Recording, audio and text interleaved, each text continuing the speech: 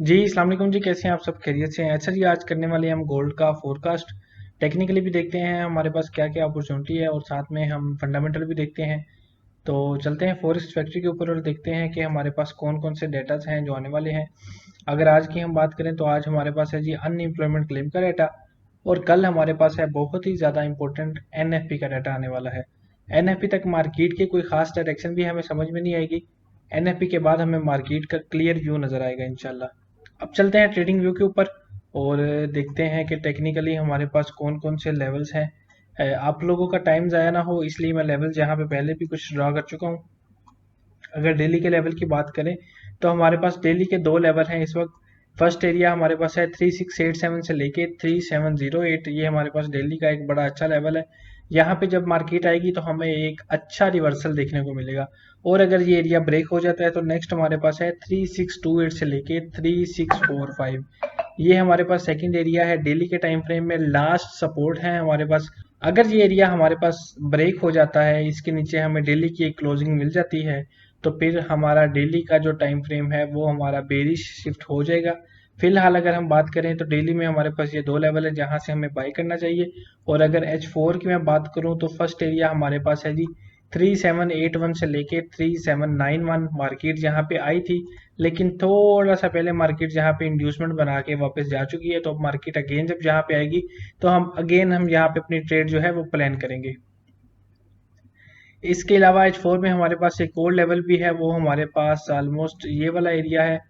ये भी हमारे पास H4 का एरिया है। अगर यहाँ पे आता है गोल्ड, अगर हमें यहाँ से कुछ रिवर्सल देखने को मिला तो हम यहाँ से भी एंट्री ले सकते हैं। इसकी अगर मैं आपके साथ वैल्यू शेयर करूँ तो इसकी वैल्यू है 3718 से लेके 3727, ये इसका जोन है। इसके बाद चलते हैं जी 13 मिनट को भी देख लेते हैं, और इसके बाद M15 को भी देखते हैं। M15 में हमारे पास एक लेवल है, मैं ऑलरेडी यहाँ पे ड्रा कर चुका हूँ। वो हमारे पास ऑलमोस्ट ये वाला एरिया है। इसकी अगर मैं आपके साथ वैल्यू शेयर करूं तो इसकी वैल्यू है 3831 से लेके 3835, ये तकरीबन 40 पिप का ये जोन है। यहाँ पे मार्केट आएगी, आके रिजेक्शन हमें कुछ मिले, कुछ अच्छी कंफर्मेशन कैंडल हमें मिले तो यहाँ से भी हम एंट्री प्लान कर लेंगे। इसके अलावा हमारे पास ये एक एरिया था बाय करने के लिए, वो ऑलरेडी टैप हो चुका है और मार्केट यहाँ से तकरीबन जो है वो 100 पिप्स मूव कर चुकी है, सॉरी 150 पिप्स तक मूव कर चुकी है। तो बे एरिया हमारे पास ये वैलिड नहीं रहा क्योंकि मार्केट एक दो तीन बार इसको रिस्पेक्ट कर चुकी है। तो अब मार्केट ने इसको लिक्विडेट जरूर करना है। नेक्स्ट जो हमारे पास एरिया है वो यही एक एरिया है। इसके अलावा एक ये वाला भी आप लेवल देख सकते हो।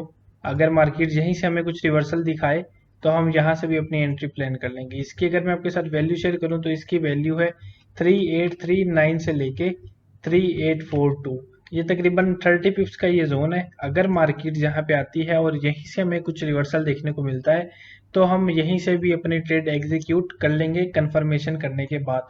कंफर्मेशन कैसे करनी है उसके लिए आप, मैं अगर आपको बताऊं तो अगर शॉर्ट में अगर मैं आपको बताता हूं कि अगर आपके पास डेली का कोई लेवल होता है तो डेली में एटलीस्ट आपने H1 का या H4 का आपने चेंज ऑफ करेक्टर देखना है लाजमी। इसके अलावा अगर H4 का लेवल है, H4 के लेवल में आपने 15 मिनट का चेंज ऑफ करेक्टर देखना है। अगर H1 का लेवल है तो H1 के लेवल में आपने 5 मिनट का चेंज ऑफ करेक्टर देखना है। अगर M15 का लेवल है, M15 के लेवल पे आपने एटलीस्ट 1 मिनट की एक अच्छी इनगल्फिंग रिवर्सल कैंडल जरूर देखनी है जो आपको इंडिकेट करे कि मार्केट आपकी डायरेक्शन में जाने वाली है।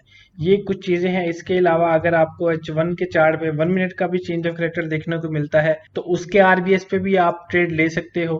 और अच्छी कैंडल देखना बहुत जरूरी है। रिजेक्शन आपको मिले तो आप एंट्री ले सकते हो। इसके अलावा अगर मैं 5 मिनट में जाऊं, अच्छा 5 मिनट में आप इस लेवल से बाय कर सकते हो। इसकी अगर मैं आपके साथ वैल्यू शेयर करूं तो ये हमारे पास ऑलमोस्ट ये वाला जोन बनता है।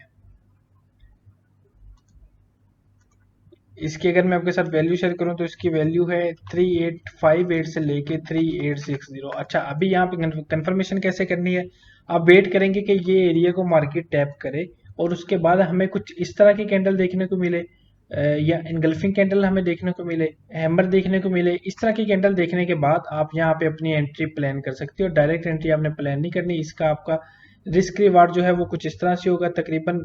आप देखेंगे कि कैंडल आपकी कहाँ पे क्लोज होती है। फॉर एग्जांपल अगर आपकी कैंडल जहां पे क्लोज होती है और उसके लो के नीचे आपने तकरीबन 25 से 30 पिप का अपना एसएल रखना है, और टारगेट जो है वो आप कर सकते हो ऑलमोस्ट इस हाई तक कर सकते हो। अगर आप इस हाई तक भी करते हो तो आपके 100 पिप्स यहाँ पे आपको 1:3 की ट्रेड मिल जाएगी आराम से।